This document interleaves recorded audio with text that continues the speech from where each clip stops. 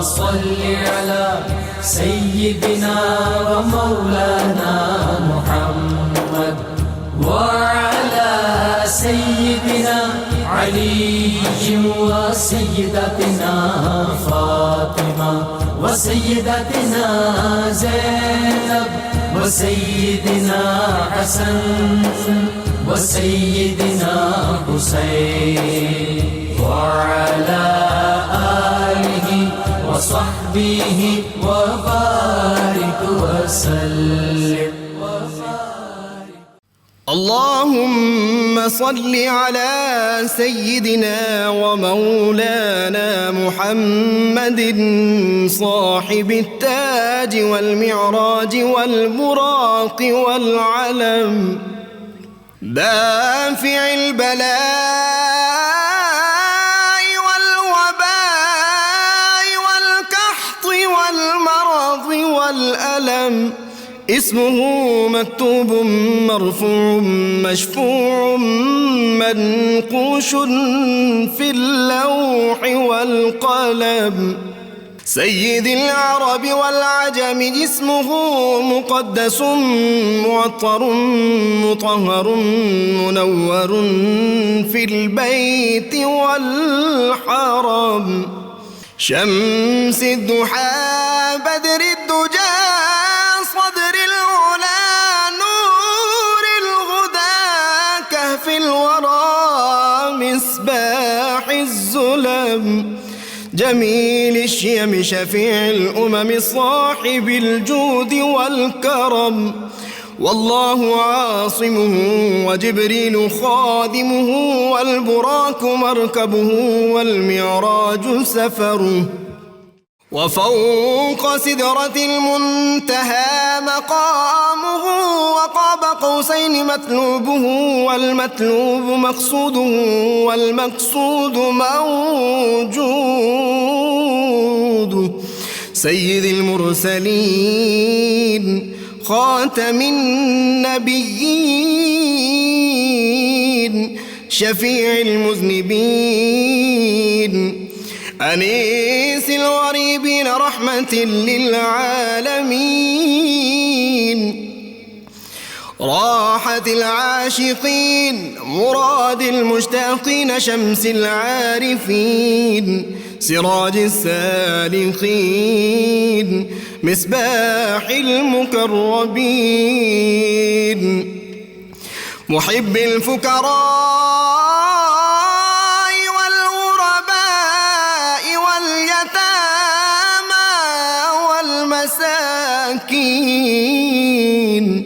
سيد الثقلين نبي الحرمين إمام القبلتين وسيلتنا في الدارين صاحب قاب قوسين محبوب رب المشرقين ورب المغربين جد الحسن والحسين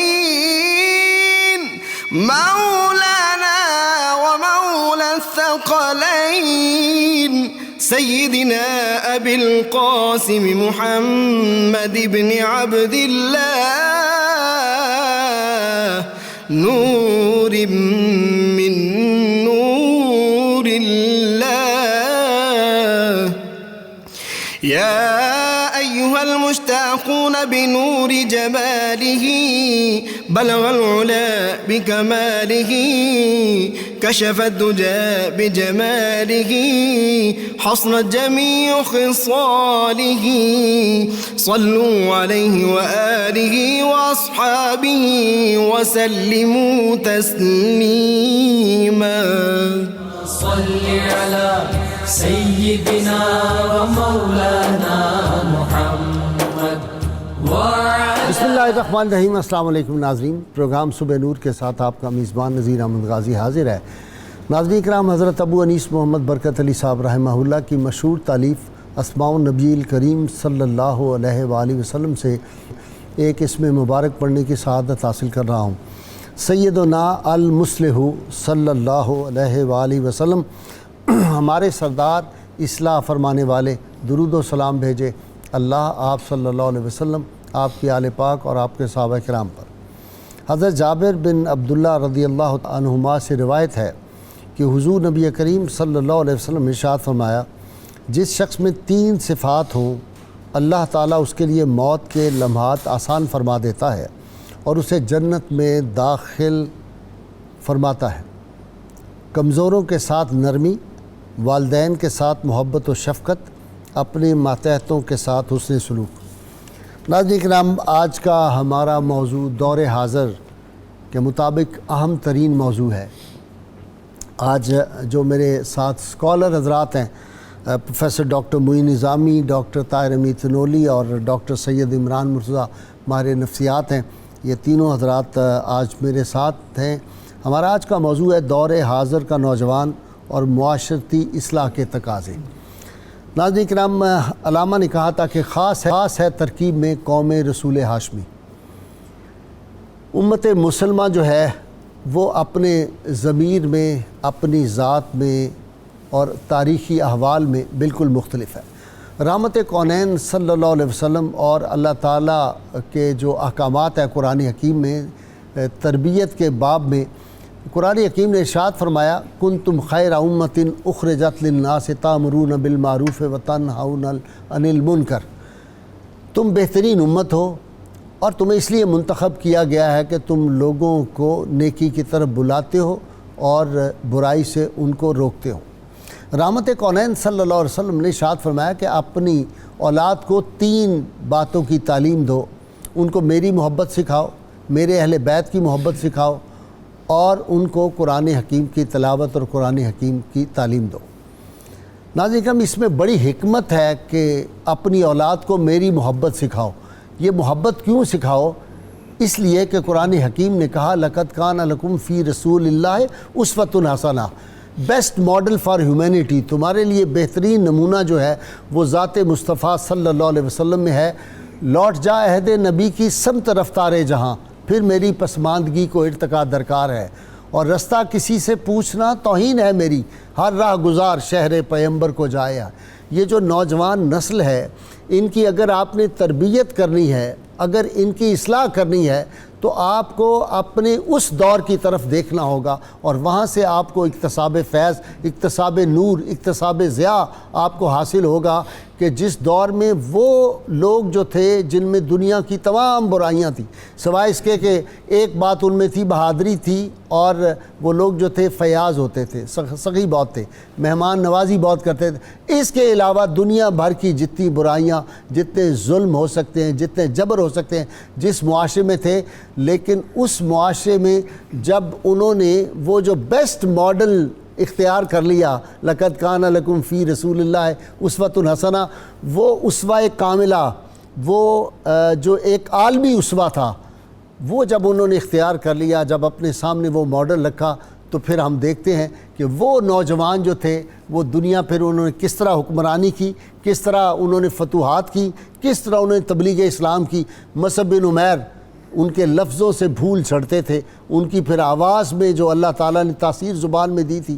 علی المرتضیٰ شیر خدا کی جرت شجاعت کو کون نہیں جانتا؟ یہ نوجوان ہیں جن کے میں نام لے رہا ہوں، عبداللہ بن مسعود، غسیل الملائکہ حضرت حنظلہ، اسامہ بن زید، عمار بن یاسر، عبداللہ بن عمر، عبداللہ بن عباس، عبداللہ بن زبیر، پھر محمد بن قاسم، بعد والوں میں صلاح الدین ایوبی، طارق بن زیاد، اور میدان بدر کے معوذ اور معاذ، سلطان محمد فاتح، یہ سب نوجوان تھے۔ تو ان نوجوانوں کو کامرانیاں اور کامیابیاں کس لیے حاصل ہوئیں؟ کہ اللہ اور اللہ کے رسول صلی اللہ علیہ وسلم پہ ان کا اعتماد تھا، اور ان کو پتہ تھا کہ ہمارا نصب العین کیا ہے، ہماری منزل مقصود کیا ہے، اور مقاصد جلیلہ ایک انسان کے کیا ہیں۔ اسی لیے اقبال کی زبان میں کہتا ہوں جو انہوں نے نوجوانوں کہا تھا، کبھی اے نوجوان مسلم تدبر بھی کیا تو نے، وہ کیا گردوں تھا تو جس کا ہے ایک ٹوٹا ہوا تارا، تجھے اس قوم نے پالا ہے آغوش محبت میں، کچل ڈالا تھا جس نے پاؤں میں تاج سر دارا، اور تجھے آبا سے اپنے کوئی نسبت ہو نہیں سکتی کہ تو گفتار وہ کردار، تو ثابت وہ سیارہ۔ اور کہا کہ گنوا دی ہم نے جو اسلاف سے میراث پائی تھی، سریا سے زمین پر آسمان ہم کو دے مارا، مگر وہ علم کو موتی کتابیں اپنے آبا کی، جو دیکھیں ان کو یورپ میں تو دل ہوتا ہے سی پارا۔ ہماری جو منزل مقصود ہے، ہمیں جو رہنمائی ملنی ہے وہ جو ہمیں وہ معزز تھے زمانے میں مسلمہ ہو کر اور ہم خوار ہوئے تارک قرآن ہو کا. اللہم صلی علی سیدنا و مولانا محمد وعلی سیدنا علی و سیدتنا فاطمہ و سیدتنا زینب و سیدنا حسن و سیدنا حسین وعلى آله وصحبه وبارك وسلم. اللهم صل على سيدنا ومولانا محمد وعلى سيدنا علي وسيدتنا فاطمة وسيدتنا زينب وسيدنا حسن وسيدنا حسين وعلى آله وصحبه وبارك وسلم. جی ڈاکٹر صاحب آپ تو نوجوانوں کے ساتھ ہر وقت رہتے ہیں. جی ہاں. پڑھاتے ہیں نوجوانوں کو. آپ بھی ڈاکٹر تنولی بھی. تو دور حاضر کا نوجوان بے چین ہے, اضطراب میں ہے, ذہنی خلفشار میں ہے, بکھرا ہوا ہے. جی ہاں. اس کو اصلاح اس کی کیسے ہو سکتی ہے؟ جی بھائی صاحب, سب سے پہلے تو یہ عرض کرنا ہے کہ پاکستان کی آبادی تقریباً 60% نوجوانوں پر مشتمل ہے. ٹھیک. اور عالمی سطح پر نوجوانوں پر مشتمل آبادی والے ممالک میں پاکستان کا 5واں نمبر ہے. تو اس لیے اس موضوع کی بہت زیادہ ضرورت ہے. ٹھیک. ہمارا مستقبل بھی ہمارا مستقبل یہی ہے. یہ اتنا اہم موضوع ہے کہ قرآن کریم میں سورہ لقمان نے حضرت لقمان کی زبان سے اپنے بیٹے کو جو نصیحتیں کروائی گئی ہیں وہ مشعل راہ ہیں. آپ نے اسماء گرامی لیے بہت سارے صحابہ کرام کے, ان میں حضرت علی بھی بہت نمایاں ہیں. آپ آغاز میں جوانی میں نوجوانوں کے سالار بچپن سے جی ہاں اتنی منتشر ہے نوجوان نسل. ان کی اکثریت ظاہر ہے اس میں اچھے بھی ہیں اور بہت مجتمع فکر والے بھی ہیں. سب سے پہلے تو تربیت گاہ ہوتی ہے گھرانہ, ماں باپ کی آغوش. ٹھیک ہے. اس کے بعد ہیں اسکول اور نصاب تعلیم. اس کے بعد ہے کہ معاشرے میں عملاً ان کے سامنے کون سے ماڈل ہوتے ہیں.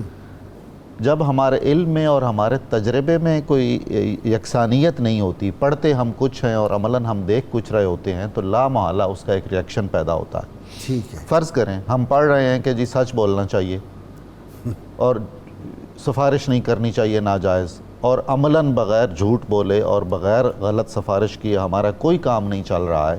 اور تعصب ٹیچر کی نظر میں سب طلباء برابر ہیں. بالکل بالکل. ہمارے اگر کسی کے نظریات ملتے ہیں, جی ہاں, ہماری جماعت سے ہے, بالکل اس کی فل سپورٹ ہے, صریحاً دوسرے کو ہم نے رگڑا دینا ہے. اور عجیب بات یہ ہے کہ اسے قرآن و سنت کے عین مطابق سمجھا جائے گا کہ جی اس طرح تو خدمت اسلام ہم کر رہے ہیں.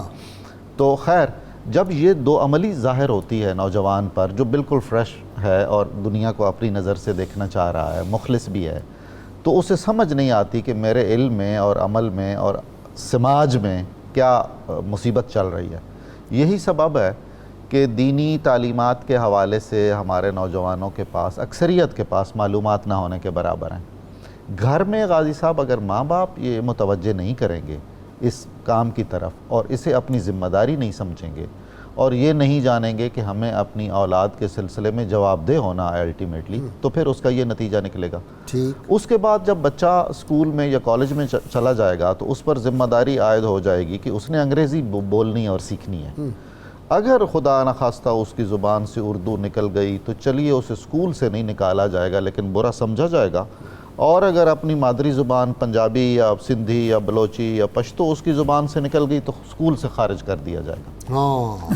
اور اس کے بعد یہ ہے قومی زبان بھی اگر بولتا ہوگا تو سمجھا جائے گا یہ تھرڈ کلاس آدمی ہے, نچلے طبقے کا آدمی ہے, اور اسے قریب نہیں آنے دیں گے اور اسے بہت نمایاں ہونے کا موقع نہیں ملے گا. اس لیے کہ بہت عرصے سے ہمیں یہ تاثر دیا جا رہا ہے کہ دنیا کے بہترین علوم صرف انگریزی زبان میں پائے جاتے ہیں. صحیح.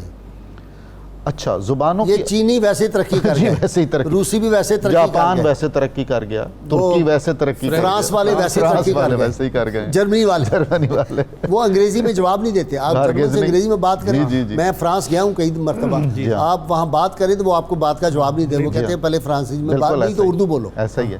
چوئن لائی کا قول ہے نا جی، انہیں بہت اچھی انگریزی آتی تھی، وہ سنتے تھے سوال انگریزی میں، جواب چینی میں دیتے تھے اور اپنے ترجمان سے کہتے تھے ترجمہ کرو.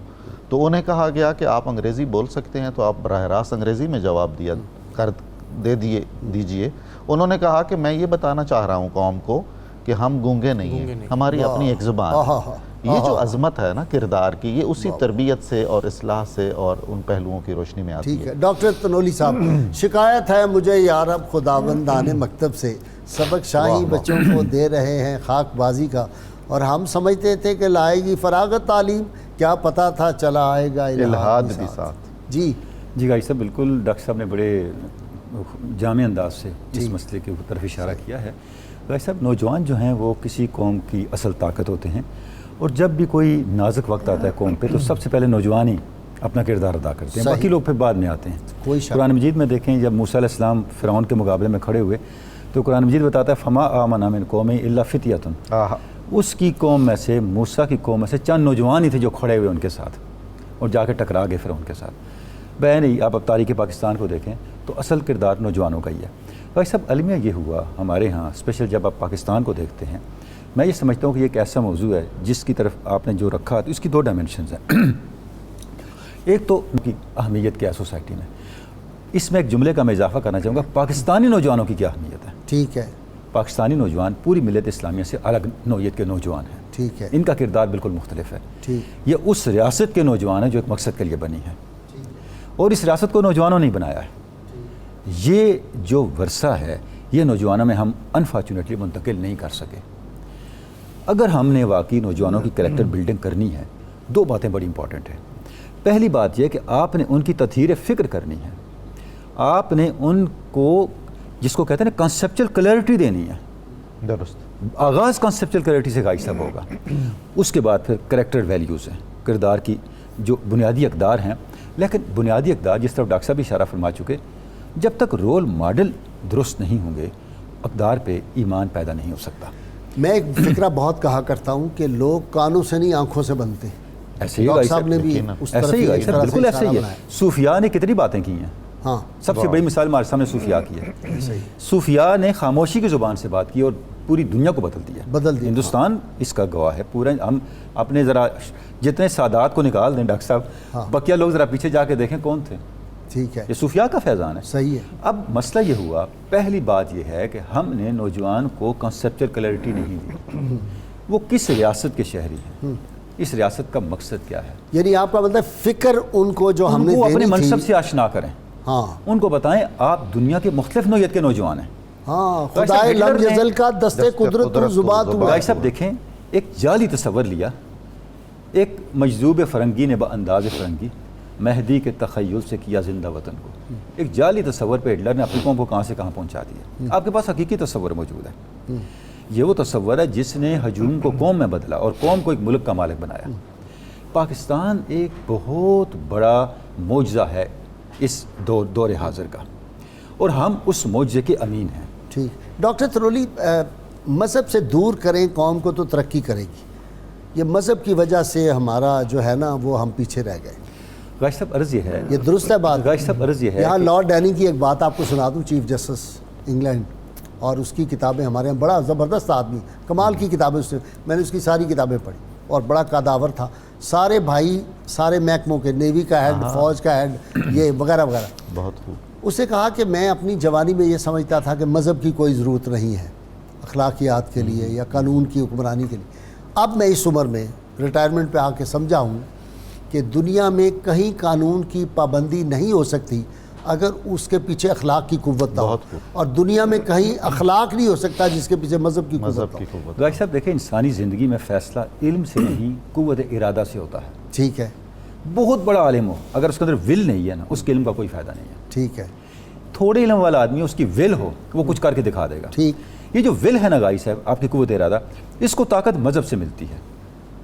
دین سے ملتی ہے. پہلے خیال آئے، پھر ارادہ مضبوط ہو، جب آپ کا تعلق اپنے خالق سے ہوتا ہے، آپ کا تعلق ایک ایسی ہستی سے ہوتا ہے جس کے بارے میں آپ کو یہ ایمان ہے کہ کائنات کی قدرت کاملہ رکھنے والی ہستی ہے، آٹومیٹیکلی آپ کی ول کی طاقت بدل جاتی ہے. ٹھیک، آپ پھر قائم ہو جاتے ہیں. بھائی صاحب کرپشن ہم کر رہے ہیں. ہماری پوری سوسائٹی اس وقت جس بیماری کا شکار ہے وہ کرپشن ہے. کیوں ہے؟ آپ پرائمری سے شروع کریں اپنے کورس کو دیکھنا، پی ایچ ڈی تک چلے جائیں. کہیں ہم نے نوجوان کو یہ بتایا کہ حرام کھانا نحوست ہے اور حلال کھانے میں کامیابی ہے؟ صحیح، کہیں بتایا ہے؟ صحیح ہے. کسی جگہ. اس کو چھوڑ دیں، دینی اداروں میں چلے جائیں. کتنا ٹائم ہمارے ممبر اور خانقاہ کا اس بات پہ صرف ہوتا ہے کہ حلال کی اہمیت کیا ہے. سچ، ہمارے دین کا آغاز ہی سچ سے. آپ صلی اللہ علیہ وسلم کو صادق پہلے کہا گیا اور آپ نے اعلان نبوت بعد میں فرمایا. حلال کھانا عملی سچ ہے. ڈاکٹر صاحب، جب کوئی یورپ کا آدمی مسلمان ہوتا ہے نا اور یہاں کا پیدائشی مسلمان، میں نے دیکھا زمین و آسمان کا فرق ہے. وہ جب ہوتا ہے نا مسلمان بائی چوائس، کمال اس کے اعمال ہوتے ہیں. بندہ دیکھ اس کی وجہ یہ ہے کہ وہ سوچ سمجھ کے آ رہا ہے نا، وہ سوچ سمجھ کے کچھ چیزوں کو چھوڑ رہا ہے اور کچھ چیزوں کو اڈاپٹ کر رہا ہے. تو اللہ رب العزت کو یہی تو چیز تو چاہیے. قرآن مجید میں ہے نا کہ اگر آپ یہ لوگ جو عمل نہیں کرتے، ان کی مثال ایسے جیسے گدے پہ کتابیں لادی ہوئی ہیں. اچھا، قرآن مجید نے یہ مثال دی ہے. ٹھیک ہے. عرض کرنے کا مقصد یہ ہے کہ ہم نے نوجوان نسل کے اندر ایک کلیئرٹی کے ساتھ، جب آپ ان کو ان کے منصب سے آشنا کریں گے، ان کی پرائرٹیز کو ری ڈیفائن کریں گے، اس کے بعد کیا ہوگا؟ ان کو اپنی ویلیوز پہ فخر ہوگا. ڈاکٹر مرزا سید مرزا صاحب، نوجوان کسی بھی قوم کا، اور ڈاکٹر صاحب نے تو ڈرا دیا، انہوں نے کہا 60% نوجوان ہیں اس وقت ہمارے. اگر 60% ہے اور خدا نہ خواستہ وہ جو اقبال کہتا ہے کہ یہ معاشرے کا دھڑکتا ہوا دل ہے، مجھے یہ ڈر ہے دل زندہ تو نہ مر جائے کہ زندگانی عبارت ہے تیرے جینے سے. یہ تو ہمارے معاشرے کا زندہ دل ہے نوجوان. اچھا، اس میں جو ڈاکٹر تنولی صاحب اس کو زیادہ ایکسپلین کر سکیں گے. علامہ اقبال کا نقطہ نگاہ یہ تھا کہ نواب بھوپال کی جب بیگم جو تھی وہ فیملی وے پہ تھی، تو انہوں نے علامہ اقبال سے پوچھا کیا کرنا چاہیے. انہوں نے کہا کوئی اچھا سا قاری ہو، وہ آ کے بیگم صاحبہ کے پاس بیٹھے پردے کے پیچھے اور قرآن حکیم کی تلاوت کرے. اس تلاوت کا اثر بچے کے پیٹ میں بھی، ماں کے پیٹ میں بھی ہوگا. یہاں سے شروع کریں. تربیت ماں کے پیٹ سے شروع ہوتی ہے، اسی لیے غوث الاعظم جو ہیں وہ 18 پارے حفظ کر کے نکلتے ہیں ماں کے پیٹ سے. بابا فریدون گنج شکر پارے حفظ کر کے والدہ کے پیٹ سے نکلتے ہیں، وغیرہ وغیرہ. بسم اللہ الرحمن الرحیم. پہلے تو سر السلام علیکم. آپ کے تھرو پورے جو لوگ دیکھ رہے ہیں، بڑا زبردست ٹاپک ہے اور یہ ہمارے قوم کے لیے، ہمارے ملک کے لیے بہت امپورٹنٹ ہے. کیونکہ جس طرح پروفیسر صاحب نے کہا کہ یہ نوجوانوں کا ملک ہے، مطلب اس بات کو تب سمجھ ہی لیں کہ یہ ملک ہی نوجوانوں کا، پکی ہوگی بات دوسری اب ہو نہیں سکتی. آپ نے فرمایا کہ ماں کے پیٹ سے بات شروع کریں. اچھا، بات بھی شروع وہیں سے ہوتی ہے. سر، ماں کی تربیت وہ کرتے ہیں. اگر آپ وہ بکس پڑھیں اور بلکہ ان کی نالج لیں، اب تو یوٹیوب پہ بہت زیادہ سب کچھ ہے کہ اس کو حساب کتاب سامنے اس کے ہوتا ہے. وہ اس کو بزنس لا پڑھا رہے ہیں، وہ اس کو میتھمیٹکس پڑھا رہے ہیں، وہ اس کو فزیکل فٹنس کی ایکسرسائزز کروا رہے ہیں، وہ اس کی ڈائٹ میں شہد، مچھلی، دودھ، بادام شامل کر رہے ہیں. 9 months کی ٹریننگ پروگرام کا حصہ ہے، مینڈیٹری ہے کہ ماں کو یہ کرنا ہے. حبرانی سکھا رہے ہیں اور دوسری لینگویج سکھا رہے ہیں جو ان کی لوکل لینگویجز ہیں. انجیر اور زیتون، زیتون پلا رہے ہیں، شہد دے رہے ہیں. اس کو ایک ایسا انسان ڈیولپ کروا رہے ہیں کہ جو کہ ملک پہ جب پیدا ہوگا تو دنیا پہ کنٹرول کرے گا. دنیا پہ کنٹرول، اور آپ دیکھ لیجئے کہ وہ اس طرح سے ہوتا ہے. اچھا، جب پریگننٹ ہو گئی تو وہ تو سمجھے ایک مصیبت ہو گئی اس کے لیے. یعنی سارا معاشرہ، کچھ لوگ مذاق اڑا رہے ہیں، کچھ لوگ کچھ اور طریقے سے اس کو میسج دے رہے ہیں. تو آپ یہ سمجھیے کہ 2 نسلیں اس کے پیٹ میں موجود ہیں، جو ایک اور 2 نسلوں کی تکلیفیں، اچھائیاں برائیاں، اور جناب علی جو اس کے ساتھ 9 مہینے میں ہو رہا ہے. تو وہی پروڈکشن آپ کو پتہ ہے مارکیٹ میں آ رہی ہے. اچھا، مارکیٹ میں جب وہ آ گئی تو ہم دیکھیں، ہم نے ابھی تک اپنی نئی نسل کو، جس طرح پروفیسر صاحب نے ابھی کہا ہے، وہ کانفیڈنس دیا ہی نہیں ہے کہ آپ دنیا کی سب سے خوبصورت قوم ہیں. ہم پاکستانی پاسپورٹ کو سمجھتے ہیں کہ یہ بہت بری بات ہے. یعنی ہم اپنی شناخت پہ پراؤڈ نہیں فیل کرتے. اچھا، یہ کیوں ہو رہا ہے؟ یہ ہمارے گھروں سے ہو رہا ہے. بچپن سے اس کو تربیت دی جا رہی ہے کہ تم انگریزی، جس طرح پروفیسر صاحب نے کہا، یہ کرو گے، یہ ڈگری لو گے تو تم امریکہ سیٹل ہو جاؤ گے، الٹیمیٹلی یہ ہے تمہاری بات، یا تم یورپ چلے جاؤ گے. او بھائی، پاکستان میں اپنی مثال دیتا ہوں کہ میری کلاس نے جب MBBS کیا تو میری کلاس میں 500 بچے تھے, 480 امریکہ چلے گئے پہلے ہی بیچ میں سے, 20 یہاں رہ گئے. یعنی آپ یہ سوچیں امپورٹنس کہاں کی دی گئی ہے, امریکہ کی دی گئی. تو یہ تربیت سر گھر سے ہوگی, ہماری امپورٹنس. اچھا ایک اور جو بہت بڑا مسئلہ ہو رہا ہے, ینگ نسل کو ہم بلیم کر رہے ہیں, لیکن کیا جو اس کو سکھانے والی نسل ہے وہ ٹھیک ہے؟ یعنی جو بڑے ہمارے گھر میں موجود ہیں, کیا وہ ٹائم دے رہے ہیں؟ کیا وہ اپنے عمل سے یہ سکھا رہے ہیں کہ جو حلال حرام؟ مجھے اپنی جوانی یا بچپن کا خیال آتا ہے کہ جب رشتے بھی جو حرام حلال کے بنیاد پہ ہوتے تھے. بہت اچھا. اللہم صلی علی سیدنا و مولانا محمد وعلی سیدنا علی و سیدتنا فاطمہ و سیدتنا زینب و سیدنا حسن و سیدنا حسین وعلى آله وصحبه وبارك وسلم. اللهم صل على سيدنا ومولانا محمد وعلى سيدنا علي وسيدتنا فاطمة وسيدتنا زينب وسيدنا حسن وسيدنا حسين وعلى آله وصحبه وبارك وسلم. جوانوں کو میری آہ سحر دے, پھر ان شاہی بچوں کو بالوں پر دے. خدایا آرزو میری یہی ہے, میرا نور بصیرت عام کر دے. پہلے تو یہ بتائیں, وہ کہہ رہے ہیں کہ آج کے دور میں سوال پوچھا ہے کہ نوجوان جو ہے وہ کس طرح ہم اس کو اس طرف لائیں کہ یہ معاشرہ جنت نصیب بن جائے. جی گاہی صاحب عرض یہ ہے, اس وقت جو مادیت کی روح ہے, لبرلزم کا ایک رجحانات ہیں, سیکولرزم کے رجحانات ہیں, اور نوجوانوں کو مذہب سے, دینی اقدار سے ہٹا کے ادھر لانے کی کوشش ہو رہی ہے. ہر چیز کا ایک مقصد ہوتا ہے. اس کا مقصد کیا ہے؟ آپ جیسے ڈاکٹر صاحب نے بھی اس پہ بڑی اچھی روشنی ڈالی, آپ مذہب کو اپنے راستے کی رکاوٹ سمجھتے ہیں, آپ دنیا میں آگے نکلنا چاہتے ہیں, آپ ترقی کرنا چاہتے ہیں, تو کوئی آئیڈیل آپ کے سامنے ہونا چاہیے. ٹھیک ہے. نوجوانوں کو یہ بتائیں کہ کائنات میں کسی بھی طرح کی پروگریس, کسی بھی طرح کی ترقی کا آئیڈیل آپ سے بڑھ کے کون ہو سکتا ہے؟ ٹھیک ہے. 23 سال کا زمانہ, صرف 23 سال, دعوت کے آغاز سے لے کے ریاست قائم کر دی. اتنی بڑی ریاست, کوئی مثال ہے؟ 10 لاکھ مربع میل 10 سال میں بنی ہے نا. پہلے تو تبلیغ ہی رہی. یعنی تصور کریں, بالکل آپ زیرو سے شروع کریں نا, اس کفر کے معاشرے سے. آپ نے اس کفر کے معاشرے کو توڑا, اس کے رجحانات کو توڑا, بڑی سلطنت دنیا کی بڑی کہ ایک ایسی تہذیب کی بنیاد رکھ دی کہ اب انسانیت کے لیے اس سے بڑی تہذیب کوئی نہیں ہے. اب کوائے کو پڑھتے ہیں, ہم بچپن میں ڈیل کارنیگی کی کتابیں پڑھا کرتے تھے, یہ چیزیں موٹیویشن کے لیے, انسپائریشن کے لیے. بھئی اس سے بڑھ کے انسپائریشن کیا؟ آپ اس پہ سوچیں. آپ کے لیے اس 23 سال میں اتنا سبق ہے, اتنا سبق ہے, آپ دنیا کی کسی بھی بڑی منزل کو سر کر سکتے ہیں. ایک چیز پہ عمل کر لیں کہ جس مسلمان کے 2 دن یوں فرمایا برابر گزرے وہ خسارے میں ہے. جس کے 2 دن برابر ہو گئے وہ خسارے میں رہ گیا, نقصان. یعنی آپ تصور کریں, اس سے زیادہ ترقی کی سوچ اور کیا ہو سکتی ہے؟ واہ واہ. تو آپ ذات رسالت مآب کے ساتھ اس نوجوان کو وابستہ کریں.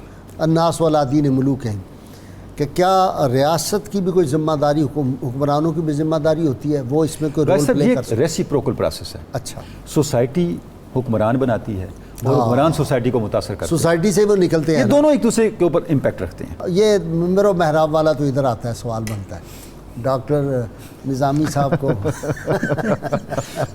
اچھا, ممبر و محراب اور خانقاہ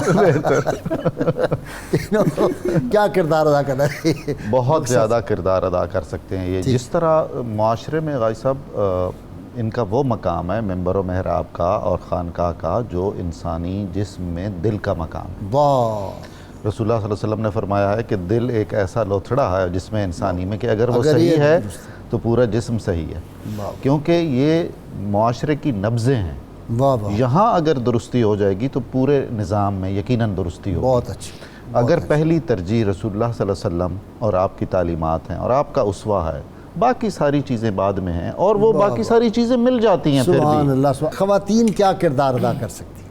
میرا تو خیال ہے سارا کردار ہی بے شک اس یوتھ کا وہیں سے شروع ہوگا، پہلی یونیورسٹی جو وہی۔ اس بات سے شروع کر لیتا ہوں کہ جہاں پہ ماں ذہنی اور جسمانی صحت مند ہے وہی گھر آگے چل کے سکتا ہے۔ بہت اچھا، بہت مختصر سب جواب۔ سے زیادہ امپورٹنٹ رول جو ہے وہ گھر میں ماں کا ہے۔ اچھا آپ بتائیں، یہ نوجوان نسل جو ہے اس کی فرسٹریشن ہے، سب سے یہ نشہ ہے، فلانا ہے، کیا وجہ کیا ہے، اور اگلی اس بات کا آپ علاج بھی بتا دیں۔ کہ جس طرح سے سر دونوں پروفیسر حضرات نے بیان فرمایا کہ رول ماڈلز، ٹھیک، جو نئی نسل ہے اس کے سامنے کون سا رول ماڈل، بھائی کس کو فالو کریں؟ اچھا یہ جو فالو کرنے والی بات ہے وہ گھر سے شروع ہوتی ہے۔ ٹھیک، اب ماں باپ کا کام ہے کہ وہ بتائے۔ دیکھیں حضور پاک صلی اللہ علیہ وسلم کی ذات ایک ایسی ذات ہے کہ اس کے بعد پھر کوئی ماڈل رہتا ہی نہیں ہے۔ اگر آپ ان کی زندگی کو، مختلف واقعات کو اگر بتانا شروع کر دیں بچوں کو، تو پھر باقی کسی اور کو رول ماڈل بنانے کی ضرورت نہیں ہے۔ اگر یہ کام ہو جائے تو یہ سب سے بڑی بات ہے۔ اس کے بعد اگر آپ دیکھ لیں تو ہم نے اپنے گھروں میں جو رول ماڈلز ہیں ان کا ذکر ہی نہیں کرتے۔ جیسے آپ سے ٹی وی پروگرام میں سے علامہ اقبال کو سن لیں، یا قائد اعظم کے باہر کتنے لوگ ہیں جو ان کے اچھے کاموں کے بارے میں، چھوٹی چھوٹی سچائیوں نیکیوں کے بارے میں جانتے نہیں جانتے۔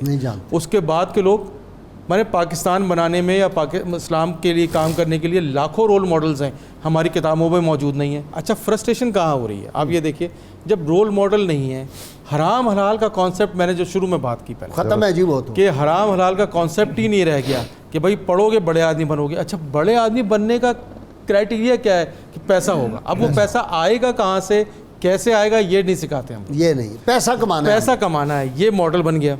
اچھا یہی وہ اپنے باپ کو کرتے ہوئے دیکھ رہا ہے، یہی معاشرے میں کرتے دیکھ رہا ہے۔ فرسٹریشن سکھایا، کتابوں میں کوئی اور بات جا رہی ہے، قرآن میں کوئی اور بات کی جا رہی ہے، کانفلکٹ نظر آ رہا ہے اس کو۔ تو یہ سب سے بڑا فرسٹریشن ہے۔ اچھا سر، سب سے جو دوسرا مسائل آ رہی ہے کہ جو انفلکس ہے اس وقت پوری دنیا میں سر آپ کی ٹی وی کے توسط سے، آپ کے توسط سے یہ بات ضرور کرنا چاہوں گا کہ یہ معاشرے میں، دنیا میں اس وقت بہت سی کمیونٹیز ایسی ہیں جو ہمارے نئی نسل کو تباہ انڈائریکٹ کر رہی ہیں۔ نشہ کیوں استعمال کرتے ہیں؟ بظاہر تو بڑے پڑھے لکھے بھی ہیں، یونیورسٹیوں میں پڑھ رہے ہیں، زیادہ کالجوں یونیورسٹیوں میں یہ وبا پھیل رہی ہے۔ سر نشہ اس وقت، نشہ جو ہے کھاتے پیتے گرامی، آپ کو میں ایک بہت بڑا المیہ ہے کہ اس وقت پاکستان کے اندر 1 کروڑ سے زیادہ لوگ جو ہیں وہ نشے کی بیماری میں مبتلا ہیں۔ نشہ کرنا نہیں، نشہ کرنا تو کہیں اس سے زیادہ ہے۔ اچھا، جو بیماری میں مبتلا ہو کے کوئی اور کام نہیں کر رہے، صرف نشہ کر رہے ہیں۔ اچھا اس کی اگلی بات آپ لکھ لیں، اگر ایوریج گھرانہ جو ہے وہ 8 لوگوں پہ مبتلا ہے، تو یہ جو 8 کا مطلب ہے کہ 8 کروڑ لوگ پاکستان میں جو ہے نشے کی وجہ سے افیکٹڈ ہیں۔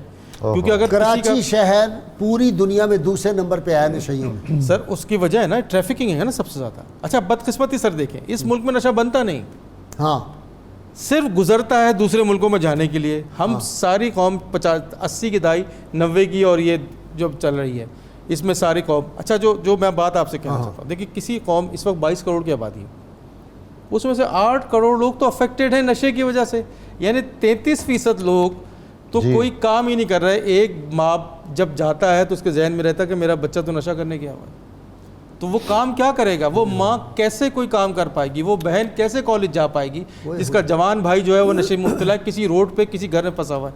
8 کروڑ لوگ، ہم ذکر نہیں کرتے ٹی وی پہ، ہمارا کوئی ایم پی یہ بات نہیں کرتا کہ بھائی یہ اچھا گھروں کے مسئلے ہمارے سب کے۔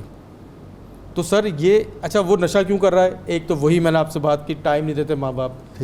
اچھا ایسی گیدرنگ میں پھر بڑا کوئی ایسا لگتا ہے کہ کارنامہ ہے نشہ کرنا، نئی نسل کے اندر وہ سمجھتا ہے کہ بہت بڑی چیز ہے۔ اچھا پھر ہمارے اندر جبلی فطرت ہے کہ ہم ایکسپیریمنٹ کرتے کے دیکھتے ہیں، کر کے دیکھ لیں گے، وہ کچھ نہیں ہوتا، لے لو ایک دفعہ لے لو، کچھ نہیں ہوتا، یہ کچھ نہیں ہوتا، پھر یہ ہو جاتا ہے۔ سر میں نے گھر بکتے دوسرا جو ان کی دوستی ہیں اس پہ بھی ماں باپ کو نظر رکھنی چاہیے۔ یہ جو پارٹیوں پہ جانا، سر میں آپ کو چھوٹی سی مثال میں دے دوں، اور یہ بات تو ویسے ایسی نام نہیں لوں گا۔ ایک پاکستان کی بہت بڑی پارٹی ہے سر، اور اس بہت بڑی پارٹی کے نسل میں سے ایک بچے نے نشے کا کام کیا۔ میں نے اس بچے کو، اس کے رہنما کے بچے کو زنجیر سے بندھے ہوئے دیکھا، اور الٹیمیٹلی اس کی ڈیتھ ہو گئی۔ وہ کچھ نہیں کر سکا، کیا کر سکتا تھا نشے کی بیماری کے اندر؟ بڑے بڑے پہلوان، بڑے بڑے یہ سارے، جب نشہ پڑ جاتا ہے تو اس کا کام ختم ہو جاتا ہے۔ اللہم صلی علی سیدنا و مولانا محمد وعلی سيدنا علي وسيدتنا فاطمة وسيدتنا زينب وسيدنا حسن وسيدنا حسين وعلى آله وصحبه وبارك وسلم. اللهم صل على سيدنا ومولانا محمد وعلى سيدنا علي وسيدتنا فاطمة وسيدتنا زينب وسيدنا حسن وسيدنا حسين وعلى آله وصحبه وبارك وسلم. ڈاکٹر صاحب واپس آتے ہیں جی اس بات پہ کہ نکلسن نے جب دوسری جنگ عظیم کے بعد گیا لیکچر دینے کے لیے، اس نے کہا انسانیت کی تباہی ہو گئی ہے اور اس کا حل جو ہے اس وقت یہی ہے کہ رومی اور سعدی پہ اپنی درس گاہوں کے دروازے کھولو. جی بے شک ایسا ہی ہے. ہم نے بند کر دی. بالکل ہم نے نہیں رومی پڑھانا، نہیں پڑھانا. میں تو اقبال کو آج پڑھ رہا تھا سحری سے لے کر، اور کئی جہتیں کھل رہی تھی. میں کہہ رہا تھا ڈاکٹر تنوری صحیح ہوتا ہے کہ اقبال پڑھاؤ ان کو، قوم کو. غازی صاحب وہ اقبال اس لیے چبھتے ہیں کہ ان کی جو تربیت ہوئی ہے اور انہوں نے جو رہنما اصول بتائے ہیں اسوہ رسول سے روشنی لے کر، وہ سوٹ نہیں کر رہے ہوتے نا. وہ نوجوان اقبال، اس کی زندگی کا اہم ترین واقعہ ہے ایام شباب کا، کہ دروازے پر آئے ہوئے سائل کو جو بار بار آ رہا تھا اقبال نے ڈانٹا. اچھا. اور ان کے والد جو ظاہراً پڑھے لکھے نہیں تھے لیکن آپ دیکھیے کتنے بڑے آدمی تھے اور ان بنیادوں پر کتنا قائم تھے. انہیں جب یہ بات معلوم ہوئی تو ان کی آنکھوں میں آنسو آ گئے اور انہوں نے روتے ہوئے بیٹے سے کہا کہ اقبال، میں قیامت کے دن رسول اللہ صلی اللہ علیہ وسلم کو کیا جواب دوں گا جب آپ مجھ سے پوچھیں گے کہ ایک نوجوان امت کا بیٹے کے طور پر تجھے دیا گیا تھا، تجھ سے اتنی تربیت نہیں ہو سکی کہ وہ سے آداب رسالت کا احساس ہو، اور قرآن میں ہے کہ وَأَمَّا السَّائِلَ فَلَا تَنْهَرْ. تو اقبال کہتے ہیں کہ میں اس قدر شرمندہ ہوا اور اس بات کا اتنا اثر ہوا مجھے کہ زندگی بھر ڈانٹ والا عمل مجھ سے پھر نہیں ہوا. پھر اسی ان پڑھ باپ نے، ان پڑھ میں کہہ رہا ہوں جس کو آج ہم میں سمجھ رہا ہوں ودن کاماز، بالکل، اس نے کہا بیٹے کو قرآن کریم پڑھتے ہوئے دیکھ کے کہ بیٹا قرآن کریم پڑھنا بہت اچھی بات ہے، لیکن کاش تم ایسا پڑھو کہ یہ محسوس کرو کہ خداوند تعالیٰ خود تم سے خطاب کر رہا ہے اور تم پر اتر رہا ہے، یہ یعنی تمہاری زندگی کا حصہ بن کیا ہے جی. جب تک نہ ہو نزول کتاب، جب تک تیرے ضمیر پر نہ ہو نزول کتاب، گرا کشا ہے ناراضی نہ صاحب کشاف. نہ صاحب کشاف. اچھا جی، اب وہ الا بذکر اللہ تطمئن، اللہ بذکر اللہ تطمئن القلوب، یہ تو طے شدہ بات ہے غازی صاحب. جو ہماری ذات کا خلا ہوتا ہے اور احساس تنہائی ہوتا ہے فکری سطح پر یا نفسیاتی سطح پر، وہی ہمیں بے راہ روی کی طرف لے جاتا ہے. مذہبی بے راہ روی اسی سے پیدا ہوتی ہے، عملی فکری بے راہ روی سب اسی سے پیدا ہوتی ہے. جسمانی اور ذہنی بیماریاں روح سے شروع ہوتی ہیں کیونکہ روح بنیاد ہے. کی غذا اس کو، روح کی غذا ہے ذکر الہی. جتنا اللہ تعالیٰ اور اللہ کے رسول صلی اللہ علیہ وآلہ وسلم کے ہم قریب ہوں گے، ان کو یاد کریں گے.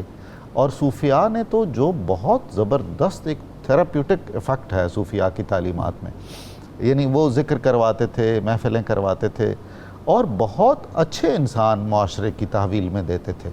اب آپ دیکھ لیجئے کہ وہ جو روح کا مقام رکھتی ہیں سوسائٹی میں، ہمارے مدرسے، ہماری مساجد اور ہماری خانقاہ ہیں، ان سے نکل کر کس نوعیت کے لوگ معاشرے میں آ رہے ہیں اس سے اندازہ ہو جائے گا.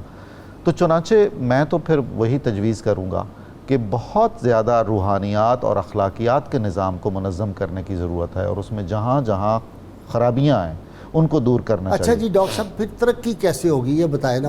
اب پرابلم آج کا یہ ہے کہ جی اگر یہ ہم اسپرچول تھیراپی دینا شروع کریں ڈاکٹر نظامی کے مطابق تو پھر ہم آگے کیسے چلیں گے جی؟ ترقی کیسے ہوگی؟ ایسا ورزی ہے کہ ڈاکٹر صاحب جس طرح اشارہ فرما رہے ہیں، اسپرچول تھیراپی کا یہ قطعاً مطلب نہیں ہے آپ لوگوں کو تسمیاں دے کے مسلسل میں بٹھا دیں. اچھا، اس کا مطلب یہ ہے کہ آپ لوگوں کو تزکیے کے ذریعے سے اتنا کریکٹرل کرداری طور پہ مضبوط کر دیں کہ وہ اپنے بیسک سے کبھی منحرف نہ ہوں. واہ، اس میں آپ کی بقا ہے. میں ایک مثال آپ کو دوں گا.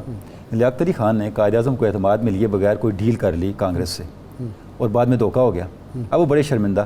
قائد اعظم نے ان کو بلایا, فرمایا لیاقت تم نے مجھے اعتماد میں نہیں لیا, میں تمہیں ایک نصیحت کرتا ہوں, تم ہندو سے کبھی سیاست میں آگے نہیں نکل سکتے. میں کبھی 2 نمبر گاندھی نہیں بننا چاہوں گا, 1 نمبر جناح رہنا چاہوں گا. آپ کی اور میری طاقت صرف سچائی ہے, آئندہ یہ غلطی نہ کرنا. بھائی صاحب اس چیز نے ہمیں اس منظر پہ پہنچایا. میں آپ کی خدمت میں عرض کرتا ہوں, آپ ساری باتیں چھوڑ دیں, صرف 9 اپریل 1946 کا وہ حلف نامہ دیکھ لیں جس پہ قائد اعظم نے بھی دستخط کیے تھے کہ ہماری منزل کیا ہے. ہم اللہ سے وعدہ کرتے ہیں پاکستان ہماری منزل اور اس کے لیے ہم ہر قربانی دیں گے, اور وہ ڈٹ گئے.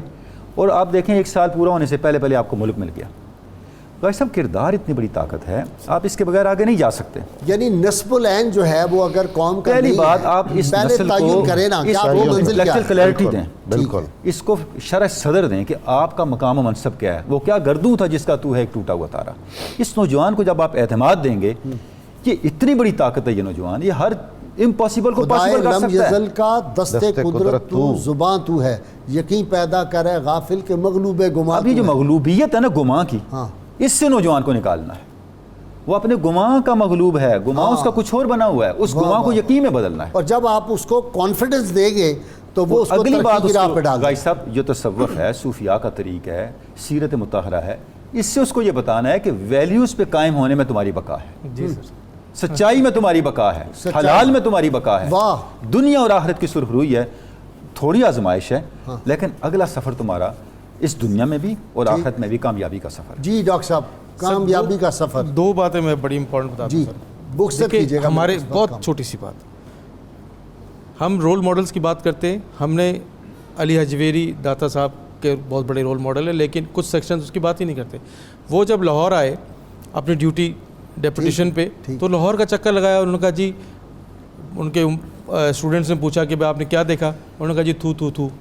نیکسٹ ڈے چکر لگایا تو انہوں نے کہا کیا دیکھا, انہوں نے کہا جی واہ واہ واہ. انہوں نے کہا جی بھی جب پہلے دن آپ نے کہا تھو تھو تھو, دوسرے دن کہا واہ واہ واہ, تو آپ نے جواب دیا کہ پہلے دن میں برے لوگوں کو ڈھونڈنے نکلا تھا, تو مجھے قدم قدم پہ لاہور میں برے لوگ ملے. نیکسٹ ڈے میں اچھے لوگوں کو ڈھونڈنے نکلا, مجھے قدم قدم پہ اچھے لوگ ڈھونڈنے نکلے. تو بچوں کی تربیت میں سب سے امپورٹنٹ بات یہ ہے کہ لوگوں کو کانفیڈنس دے کہ بھئی آپ اچھے لوگوں کے ساتھ بیٹھا کریں. تو وہی خانقاہی نظام, وہ بزرگوں کی نظام, تو وہی چینج آپ کو لے کر آ جائیں گے. دوسرا جو سب سے امپورٹنٹ بات یہ ہے کہ بچوں کو یہ ساری محنت ہم کیوں کرا رہے ہیں ینگ نسل کو. آپ ان سے پوچھیں گے کیوں بننا چاہتے ہو بھائی, ڈاکٹر انجینئر یا بڑی پوسٹ پہ کیوں رہنا چاہتے ہو؟ الٹیمیٹ سکون حاصل کرنے کے لیے. پیسہ آئے گا تو سکون ہوگا, پوزیشن ہوگی تو سکون ہوگا, بڑی پوسٹ ہوگی تو سکون ہوگا, گھر ہوگا تو سکون ہوگا. اگر سکون حاصل کرنا ہی ہے تو اس کا بہت شارٹ کٹ ہے, اور شارٹ کٹ یہ ہے کہ سچ بولو, اچھے کام کرو, لوگوں کی خدمت کرو, اپنے باپ کی, روحانی باپ کی عزت کرو. مطلب یہ چھوٹے چھوٹے کام ہیں, اللہ اس کے رسول کو مانو, تو سکون حاصل ڈائریکٹلی ہو جائے گا. ڈاکٹر صاحب بہت شکریہ. آپ اس سے اتفاق کرتے ہیں کہ اصل ہمارا ایک جو المیہ ہے نا, آپ تینوں حضرات خدمت میں عرض کروں, وہ یہ ہے کہ ہم نے دین اور دنیا کو, دین ہم نے مذہب کو مسجد تک محدود کر دیا, اور وہ بھی مسجد میں اس حد تک ہے کہ ہم نے نماز پڑھنی ہے, وہاں مسلمان ہیں. بہت شکریہ. ناظرین کرام, نسخے کا وقت ہو گیا ہے, وقت چونکہ بہت ہی کم ہے.